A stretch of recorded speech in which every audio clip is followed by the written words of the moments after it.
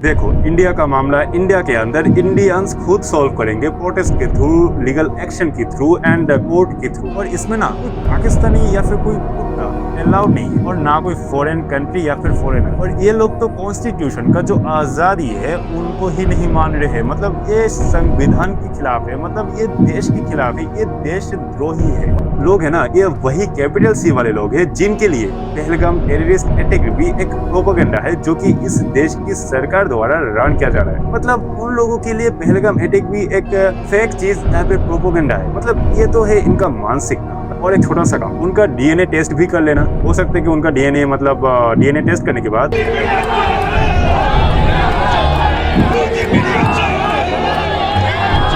Indian intelligence से एक request करना चाहता हूँ। देखो, संडे को तो आपको छुट्टी रहता होगा, आप थोड़ा सा टाइम निकाल के बस इतना चेक कर लेना कि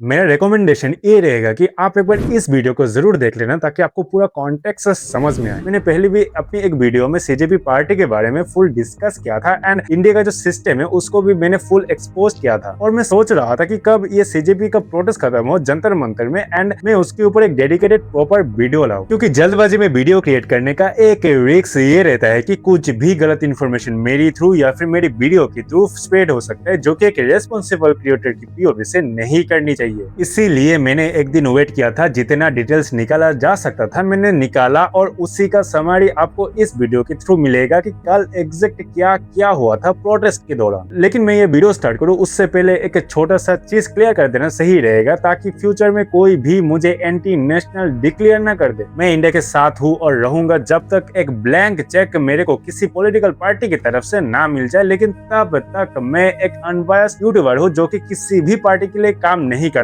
अगर तो कोई प्रूव कर देता है लॉजिक के साथ कि मैं किसी XYZ पॉलिटिकल पार्टी का हमजा आली हूँ, तो मैं कसम खाता हूँ। आज शायद 4 सब्सक्राइबर है, लेकिन आगे चल के अगर 4 मिलियन भी होता है तो उस दिन मैं अपना ये चैनल डिलीट कर दूंगा एंड इस कैटेगरी में वीडियो बनाना हमेशा के लिए बंद कर दूंगा। शायद इतना काफी होगा खुद को अनबायस्ड बताने के लिए। चलिए अब बात करते हैं कि कल प्रोटेस्ट में क्या क्या हुआ था। 6 जून, इस तारीख को याद रखना। अभिजीत दीपके सीजेपी पार्टी का फाउंडर कल यूएसए से मतलब यूनाइटेड स्टेट ऑफ अमेरिका से इंडिया पर लैंड करता है न्यू दिल्ली एयरपोर्ट पर। लेकिन यह 2 चीजों पर ध्यान देनी चाहिए। पहली चीज, काफी लोगों को लग रहा था कि जब वो दिल्ली एयरपोर्ट पर उतरेगा तब उसे मतलब अभिजीत दीपके को दिल्ली पुलिस की तरफ से अरेस्ट कर लिया जाएगा, पर ऐसा कुछ भी नहीं हुआ। एंड दूसरी चीज जिसके बारे में काफी लोग आइडिया लगा रहे थे पहले से कि शायद जंतर मंतर में प्रोटेस्ट करने के लिए पुलिस की जो परमिशन चाहिए वो मिलेगी ही नहीं, पर ऐसा भी कुछ नहीं हुआ। अब यह भी फिर से घूम फिर के 3 पॉसिबिलिटीज आ जाती है मेरी पीओवी से। पहली, या तो गवर्नमेंट नहीं चाहती थी कि इंडिया का जो जेनजी कॉकरोचेस है वो और भी ज्यादा गुस्सा हो जाए इंडियन सिस्टम के खिलाफ। सेकंड,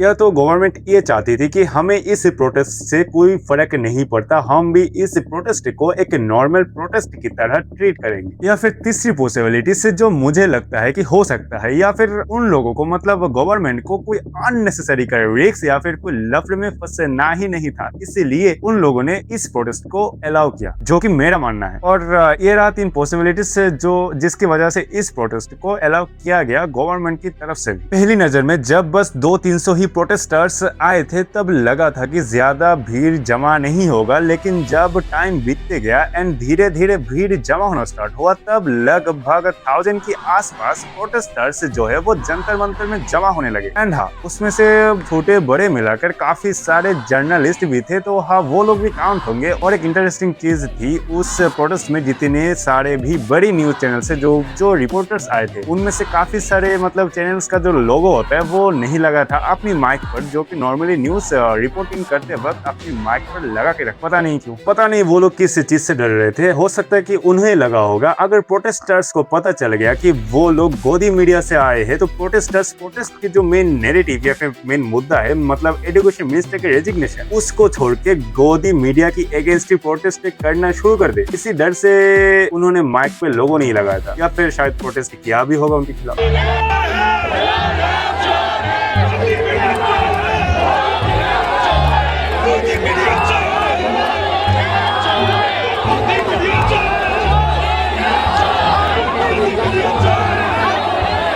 सुधर जाओ अंजनिया, अभी भी टाइम है। कितना दलाली करोगे बे तुम लोग, शर्म नाम का कोई चीज है? एक तरफ सीजेपी पार्टी के कुछ इंपोर्टेंट लोग पेड़ के नीचे बैठकर हवा खा रहे थे एंड हवा करने के लिए भी अलग एक लोग रखे थे। मतलब ऐसे करोगे तुम प्रोटेस्ट। और हाँ, इस सीजेपी प्रोटेस्ट में 1000 प्रोटेस्टर्स के बीच में एक प्रोटेस्टर सोनम वांगचुक भी थे। वही सोनम वांगचुक जिन्हें कुछ महीनों पहले गोदी मीडिया ने एंटी नेशनल घोषित किया था। अरे वही 3 इडियट वाला मेन कैरेक्टर, अब तो याद आया ना। मतलब तुम सोच सकते हो उस बंदे को एंटी नेशनल घोषित किया गया इन गोदी मीडिया के द्वारा, जिन्होंने इंडियन आर्मी के लिए एक कंफर्टेबल हाउस डिजाइन किया स्पेशली लद्दाख जैसी ठंडी लोकेशन के लिए। एक सवाल मेरा दिमाग में आ रहा है, मतलब ये स्क्रिप्ट का बाहर एक सवाल है, मतलब ये स्क्रिप्ट से जुड़ा हुआ नहीं है आज का जो टॉपिक है स्पेशली उससे। मतलब ये जितने भी गोदी मीडिया वाले हैं या फिर गोदी मीडिया की बात में क्यों कर रहा हूँ, मतलब जो मतलब न्यूज चैनल है जो यूट्यूब में एग्जिस्ट करता है या फिर न्यू टीवी में एग्जिस्ट करता है, वो जिन भी पार्टी के लिए काम करते हैं या फिर जिनसे मतलब उन्हें पैसा मिलता है तो उन्हीं के लिए बात करते हैं। अब मैं उनकी पीओवी से एक बात सोच रहा था कि वो मतलब जब अपनी यूट्यूब स्टूडियो में या फिर जब अपना टीवी चैनल के लिए जो न्यूज रिकॉर्डिंग करना होता है उस स्टूडियो में जाते हैं, जाने से पहले वो खुद की घर में तो रेडी होते होंगे, तो रेडी होने के लिए वो आईने के सामने भी जाते हैं। तब वो लोग खुद का जो चेहरा देखते हैं तो उनको क्या मतलब शर्म आता है या फिर नहीं आता। अगर मैं रहता तो पत्थर लेके मैं अपना चेहरा रगड़ देता ताकि कोई मेरे को पहचान ही ना पाए। पता नहीं यार उन पे शर्म है कि नहीं है। मैं इधर गोदी मीडिया की बात सिर्फ नहीं कर रहा, मैं इधर सारे की बात कर रहा हूँ, सारे न्यूज चैनल्स की मैं बात कर रहा हूँ। 1 मिनट भाई, तू फिर स्क्रिप्ट से बाहर चला गया। जाना पड़ता है भाई कभी कभी, मतलब अगर किसी का शर्म खो जाए तो उसको ढूंढने के लिए किसी न किसी के तो जाना ही पड़ेगा। मैं चला गया क्योंकि मेरा मन ज्यादा बड़ा है उनसे। चलिए वापस आते हैं। ये जो प्रोटेस्ट था वो सुबह के 10 बजे से लेके शाम की 5 बजे तक वैलिड था या फिर उसको अप्रूव भी किया गया था। हालांकि ये जो प्रोटेस्ट था ना वो शाम के 4 बजे तक आते आते एंड होने लगा था। मतलब प्रोटेस्टर्स जो है वो मतलब अपने अपने घर में चले गए। मतलब टेक्निकली देखा जाए तो सुबह के 10 बजे से लेके शाम के 4 बजे तक ही ये प्रोटेस्ट कंटिन्यू रहा। लेकिन अब सवाल ये है कि रिजल्ट क्या आया, क्या एजुकेशन मिनिस्टर ने रिजाइन कर दिया? तो आंसर जो है ना वो काफी ज्यादा डिसअपॉइंटिंग है सीजेपी पार्टी के लिए, मेरे लिए नहीं, क्योंकि मुझे पहले ही थोड़ा बहुत आइडिया लग गया था कि रिजल्ट क्या आने वाला है। और ये मैं कोई बड़ा चढ़ा के नहीं बोल रहा, जो कि रियलिटी है उसकी ऊपर ही बेस्ड है। क्योंकि तुम खुद सोचो सीजेपी प्रोटेस्ट में जितने भी प्रोटेस्टर्स आए थे वो कितने थे। मैं अगर मान भी लेता हूँ कि उनमें से मतलब रिपोर्टर्स है उनको अगर हटा भी दे, मैं मान लेता हूँ कि 1000 आए हैं प्रोटेस्टर्स। तब भी आईपीएल में जो आरसीबी एंड गुजरात का जो फाइनल मैच हुआ था ना उसमें भी लगभग 1 लाख या फिर उससे ज्यादा भी हो सकता है उतनी अमाउंट में ऑडियंस था उस स्टेडियम में, नरेंद्र मोदी स्टेडियम। एंड इस प्रोटेस्ट में बस 1000। तो आप समझ सकते हो डिफरेंसेस। इस प्रोटेस्ट में तो ये लगता है कि रेजिग्नेशन तो छोड़ ही दो, कोई ऑफिशियल तो आ ही नहीं सकता, कोई अनऑफिशियल अनाउंसमेंट भी आ जाए ना तो वही बड़ी बात थी। अब तक कोई खास असर वैसे देखने को तो नहीं मिला। एंड रही बात रेजिग्नेशन की तो उसे तो भूल ही जाओ, एक ऑफिशियल या फिर अनऑफिशियल कोई अनाउंसमेंट तक भी नहीं आया। तो मैं इससे आगे और कुछ नहीं बोल सकते इसके रिलेटेड, तो स्टॉप, फिनिश, बात खत्म। लेकिन हाँ, एक पॉजिटिव चीज जो है वो इस प्रोटेस्ट में हम लोगों को देखने को मिला और वो ये था कि कोई भी मतलब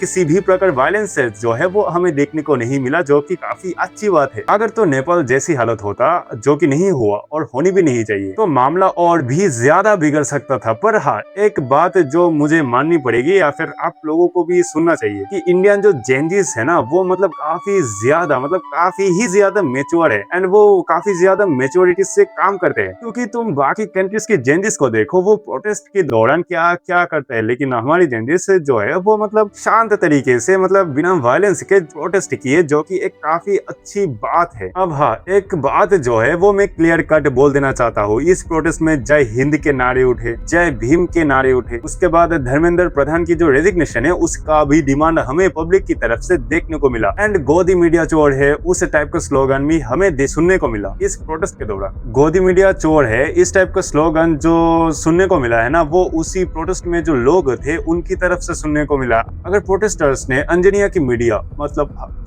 गोदी मीडिया को चोर कह रहे हैं तो मैं उसमें क्या ही कर सकता हूँ। मैं बस उनकी जो बातें हैं मैं अपनी वीडियो के थ्रू कॉपी एंड पेस्ट कर रहा हूँ, ये उनकी बातें हैं ना कि मेरी। अगर तो वो लोग गोदी मीडिया को चोर वगैरह कह रहे हैं तो वो उनका पीओवी है, उनका पॉइंट ऑफ व्यू है, मैं उसमें कुछ नहीं कर सकता। उसमें उन लोगों को शायद कुछ लॉजिक दिख रहा होगा उनके हिसाब से, लेकिन फिर इस प्रोटेस्ट में एक ऐसी मोड़ या फिर एक ऐसी पॉइंट आता है जो देखने के बाद मुझे पर्सनली प्रॉब्लम होती है। मैं ये चाहता हूँ पहले तो आप इस क्लिप को देखो।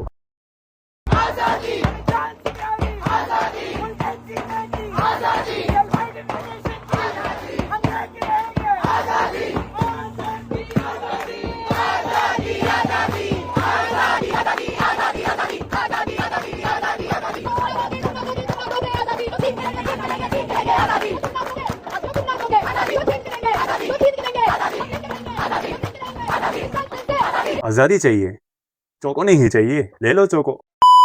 भाई मैं इंडियन इंटेलिजेंस से एक रिक्वेस्ट करना चाहता हूँ। देखो संडे को तो आपको छुट्टी रहता होगा, आप थोड़ा सा टाइम निकाल के बस इतना चेक कर लेना कि इस प्रोटेस्ट में, मतलब सीजेपी की प्रोटेस्ट में जितने भी लोगों ने आजादी का नारा लगाया है, उनका बैंक डिटेल्स एंड उनका जो फंडिंग है उसका सोर्स, मतलब जहाँ से उनको सैलरी मिलता है उसका सोर्स जरा निकालना, बस ऐसे ही। और हाँ, और एक छोटा सा काम, उनका डीएनए टेस्ट भी कर लेना। हो सकता है कि उनका डीएनए, मतलब डीएनए टेस्ट करने के बाद बांग्लादेश एंड पाकिस्तानी से मैच खा जाए, क्योंकि आखिरकार उनका जो अब्बू है वो बांग्लादेशी एंड पाकिस्तानी है। और ये 30-40 साल के बुड्ढे बुड्ढी ये स्टूडेंट है क्या? देखो ना, ये स्टूडेंट है, हो ही नहीं सकते। 30-40 साल के बुड्ढे बुड्ढे स्टूडेंट कैसे हो सकते हैं? ना ये स्टूडेंट है ना ये जेनजी है, तो ये प्रोटेस्ट में कर क्या रहे थे और ये आजादी के नारे क्यों लगा रहे थे? भाई ये जो सीजेपी का प्रोटेस्ट था वो तो एजुकेशन मिनिस्टर का रेजिग्नेशन के लिए था ना, तो नैरेटिव यहाँ से यहाँ कैसे शिफ्ट हो गया?